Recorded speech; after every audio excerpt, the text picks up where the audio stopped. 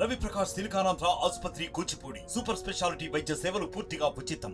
Welcome to RTV. ప్రస్తుతం రోజు రోజుకి అక్రమ సంబంధాలు అనేవి ఎక్కువైపోతున్నాయి. వనస్థలిపురంలో కిరణ్ అనే ఒక వ్యక్తి తన భార్యని కాకుండా వేరే వ్యక్తితో, వేరే మహిళతో అక్రమ సంబంధం పెట్టుకున్నాడని చెప్పి తెలియటంతో కొన్నేళ్ల క్రితం వీళ్ళిద్దరు కూడా ఒప్పందం కూడా చేసుకోవడం జరిగింది పెద్దల సమక్షంలో. కానీ ఆ ఎవరైతే కిరణ్ అనే భర్త ఉన్నాడో అతను మళ్ళీ సుష్మిత అనే అమ్మాయితో అక్రమ సంబంధం కంటిన్యూ చేయటంతో ఎక్కడైతే ఏ ఇంట్లో అయితే ఇద్దరు కూడా కలిసి ఉంటున్నారో అది తెలుసుకొని భార్య ఆ అనసూయ అనే భార్య అక్కడికి వెళ్ళి రెడ్ హ్యాండెడ్గా పట్టుకొని పోలీసులకు అప్పగించడం జరిగింది.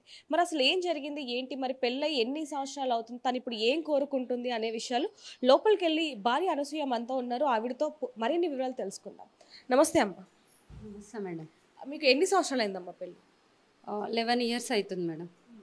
అంటే ఏ విధంగా ఉండేవాళ్ళు? అంటే పెద్దలు కుదిర్చిన సంబంధమేనా? పెద్దలు కుదిర్చిన సంబంధమే. వాళ్ళ అమ్మ నాన్న అందరు వచ్చారు, మా చిన్నత్తయ్య మామయ్య అందరు వచ్చి కట్నం మాట్లాడుకొని అన్నీ మాట్లాడుకొని నచ్చి మరే చేసుకున్నారు మేడం.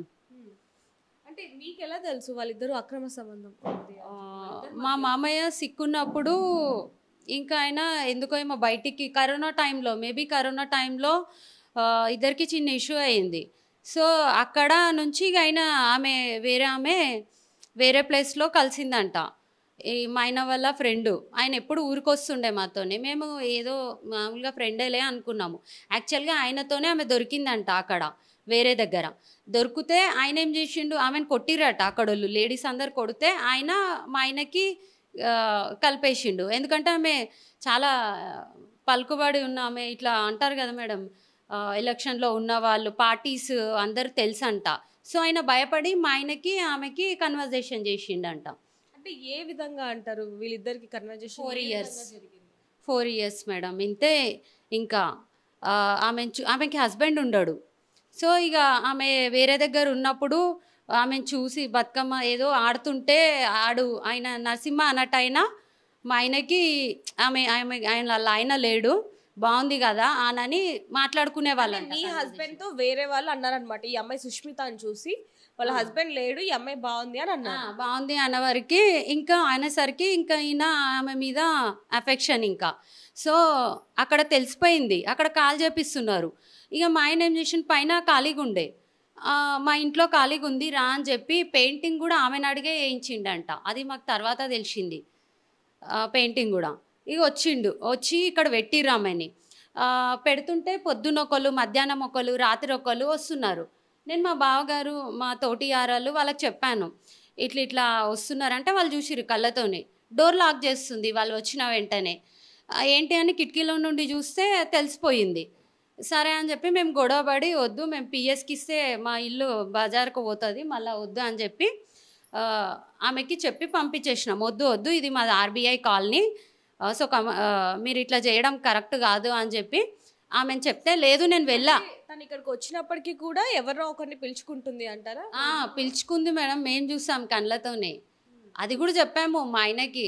చెప్తే కూడా అసలు మొత్తం ఆమె మాయలో ట్రాప్ అయిపోయింది. ఇంకా ఆయనకి ఇక వేరే ధ్యాస లేదు. ఆమె ఒక్కొతే నేను ఏమంటున్నాడు, పిల్లలు వద్దు, మీరొద్దు, నాకు బాధ్యత వద్దు, నాకు పోషించే కెపాసిటీ లేదు అంటాడు. అట్లీస్ట్ నేను కూడా ఇట్లా కూడా చెప్పిన, నేను చూస్తాం, మనం చూస్తాం. ఏం పని చేస్తారమ్మా మీ ఆయన? మా ఆయన పై ఎలక్ట్రానిక్స్లో చేస్తుండే మేడం. ఇట్లా తెలిసింది అక్రమ సంబంధం అని నాకే తెలిసింది. నా ఫోన్లో, ఆయన ఫోన్లో ఫొటోస్ అవి చూశాను, ప్లస్ ఆమెను కూడా చూశాను ఈయనతో. ఇదంతా ఇష్యూ బయటకు వచ్చేసరికి నువ్వు వద్దు అంటున్నాడు. ఇంకా నువ్వు వద్దు. తెలిసి ఒక 2-3 ఏళ్ళు అవుతుందా ఇంతకు ముందు? మేడం అయ్యింది. అప్పుడే తెలిసింది నాకు, 4 years బ్యాకే తెలిసింది. మెసేజ్ చాటింగ్ ఉంది ఆమెకి మా ఆయనకి. అది కూడా చూసి నేను అందట్లో పెట్టా, అది కూడా ఫ్యామిలీలో పెట్టా. అందరు అడిగారు, నిలదీశారు. ఎట్లా అంటే, నువ్వు అట్లా మటన్ తీసుకురా, చికెన్ తెస్తావా, ఏం వండుతావు అని ఈమె ఆయనకు అడగడం, ఆమె మటన్ తెస్తావా, చికెన్ తెస్తావా, ఏం వండాలా అని ఆమె. ఏంది అసలు ఇది భార్యాభర్తలు పెట్టుకున్నట్టు అని అందరికీ చూపించేసిన. అందరూ మాట్లాడిరు, అదంతా క్యాజువల్, ఏం లేదు మా ఇద్దరి మధ్యలో అన్నాడు. సరే అట్లా ఉండొద్దు, చేయొద్దు, మంచిగా ఉండండి, 2 ఆడపిల్లలని అందరు చెప్పిరు. అంటే మీకు 2 ఆడపిల్లలు, మరి తనకి ముందే పెళ్ళయిందా? పెళ్ళయింది.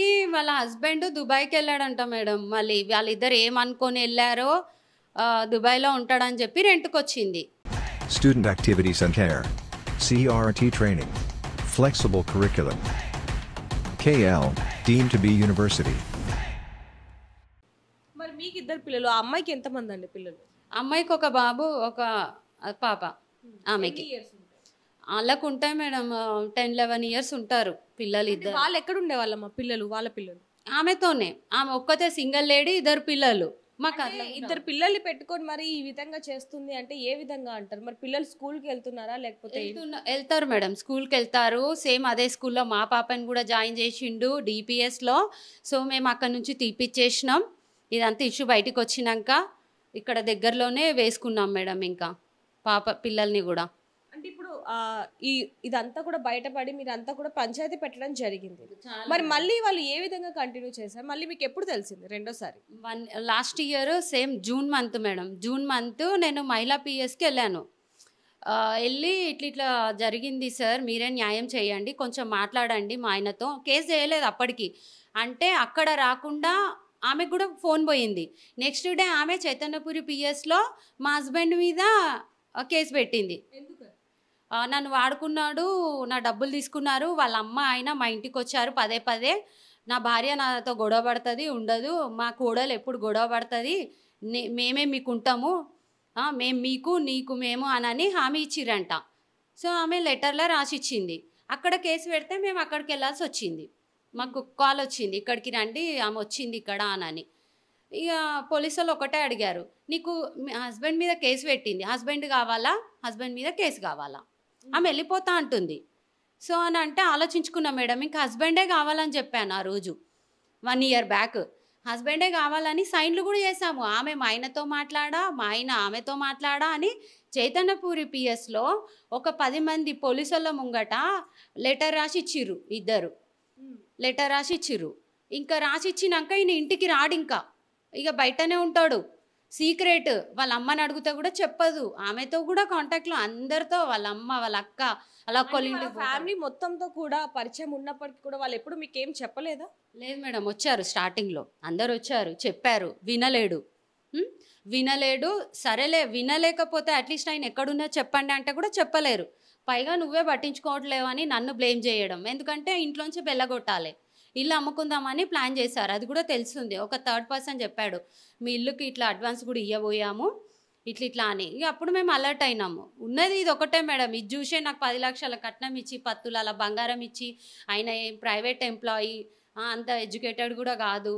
సో అందుకని ఇది చూసే ఇచ్చిర్రు, వెళ్ళిపో అంటారు ప్రతి ఒక్కరు. మా ఇంట్లో వాళ్ళు, మా బావ, మా తోటియారాలు, మాడబచ్చు. మీ హస్బెండ్ కిరణ్ ఎవరైతే ఉన్నారో ఆయన ఇంత తప్పు చేస్తున్నప్పటికీ కూడా ఎవరు అతన్ని మందలించలేదా? అంటే తప్పు భార్యతోనే ఉండాలి అని ఎప్పుడు ఏం చెప్పలేదా మీ ముందు కానివ్వండి, లేకపోతే మీకు తెలిసినప్పుడు ఏమన్నా? మేడం జూన్లో చెప్పారు అంతే, ఇంకా అదే ఫైనల్. జూన్లో, లాస్ట్ ఇయర్ జూన్లో చెప్పారు. సో వినట్లేడు అని వదిలేశారు వాళ్ళు కూడా. సరే మేడం కోర్టులో చూసుకుంటాడంట అన్నారు. కోర్టులో కూడా వెళ్తున్నాము, అటెండ్ అవుతున్నాము. నేను పోతున్నా, వాళ్ళు వస్తున్నారు, అందరు వస్తున్నారు.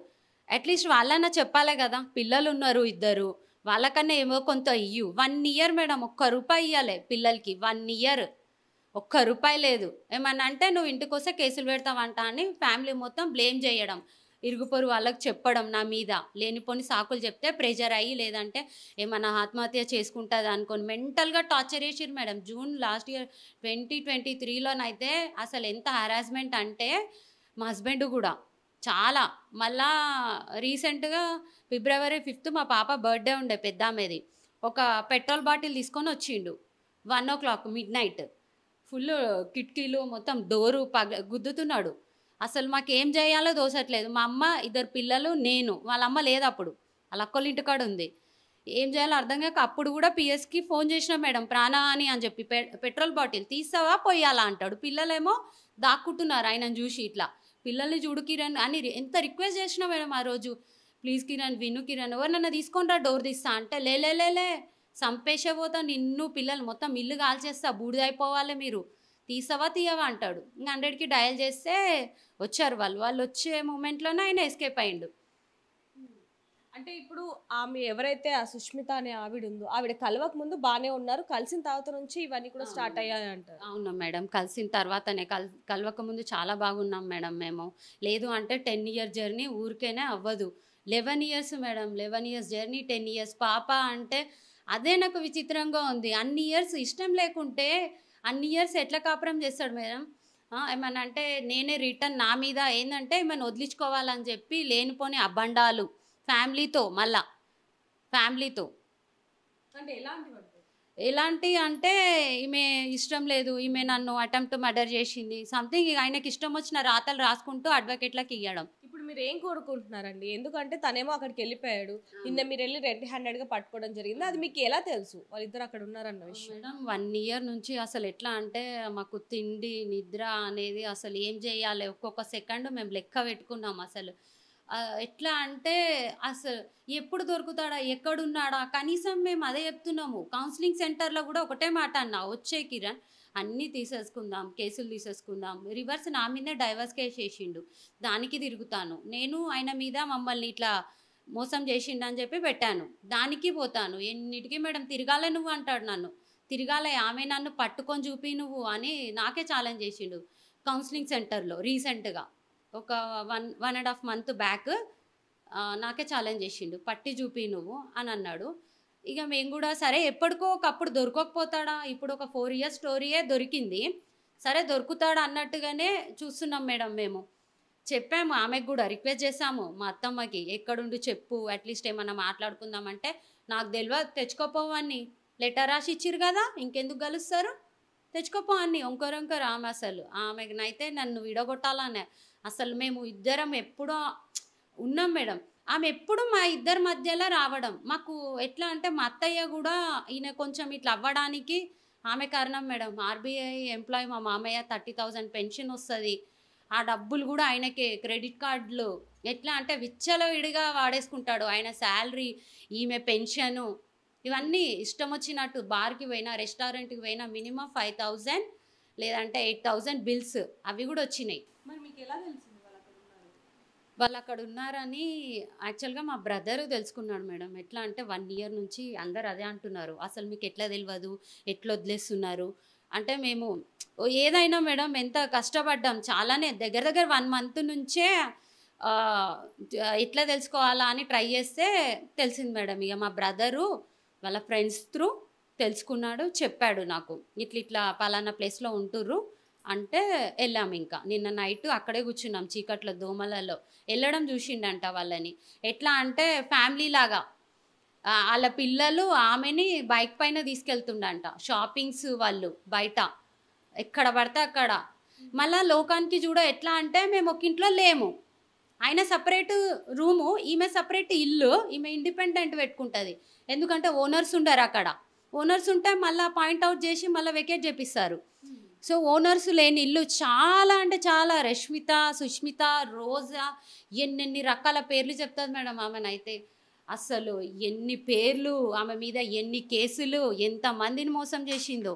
ఇప్పుడు నేనైతే మీరు వాళ్ళిద్దరిని ఎక్కడున్నారు ఏంటనేది కూడా తెలుసుకున్నారు, మరి పోలీసులకు కూడా కంప్లైంట్ ఇవ్వడం జరిగింది. మరి ఇప్పుడు మీరు ఏం కోరుకుంటున్నారు? మేడం ఏం లేదు, ఇట్లాంటివి చాలా అవుతున్నాయి. నా రిక్వెస్ట్ ఏంది, మీరు ఆ సంబంధాలు పెట్టుకుంటే కనీసం భార్య పిల్లల్ని పట్టించుకునే వాళ్ళు ఉన్నారు మేడం. అదే అంటారు, అంటే 10 ఏళ్ళు సంసారం చేస్తావు వదిలేస్తావు, నా మీద నీకు ఎఫెక్షన్ పోతుంది అంత ఈజీగా. మరి నా పిల్లల ఫ్యూచర్ ఏంటి? వాళ్ళిద్దరు ఆడపిల్లలు, రేపు మెచ్యూర్ అయితే పిల్ల ఎవరు సెక్యూర్ చేస్తారు? 1 year నుంచి ఆయన ఇంట్లోనే ఉన్నా మేడం, బయటికి వెళ్ళకుండా. ఆమె ఇప్పుడు ఉంచుకున్న ఆమె ఎవరో, ఆమె బజార్ ఆమె అని మాకు తెలుసు, మా కళ్ళతో చూసే చెప్పినాం కూడా, వద్దు వదిలేసేయి అంటే. అస్సలు ఆమె ఇంకా ట్రాప్లో పడిపోయింది మేడం. ఎంత అంటే ఎవరు చెప్పినా ఏది లేదు, ఇట్లానే గోడలు చూస్తున్నాడు. అసలు ఏం చేసిందో ఆమె, అంతలా ఏం చేసిందో ఏమో. ఇప్పుడు మీకు హస్బెండ్ కావాలా, లేకపోతే అంటే ఎప్పటికైనా సరే మారుతాడు నా హస్బెండ్ అనే హోప్ ఉందా, లేకపోతే పిల్లల భవిష్యత్తు కోసం ఏమైనా కావాలి అని? మేడం మారాలనే కోరుకున్నాను, ఎందుకంటే ఫ్యూచర్లో ఆడపిల్లలకు తండ్రి అవసరం అనేది 100% కావాలి. అబ్బాయిలు అంటే నాన్న ఎట్లనో ఒకట్లా గడుస్తుందేమో, కానీ అమ్మాయిలకి తండ్రి కావాలి, సెక్యూర్ కావాలి. తండ్రి ఒక్కడే ఇవ్వగలడు. సరే నువ్వు చేసినో అయిపోయింది, ఎప్పటికైనా మారే వస్తాడు. ఆమెతో లేడంట కదా, లేడేమో అన్న భ్రమలో ఉన్నా.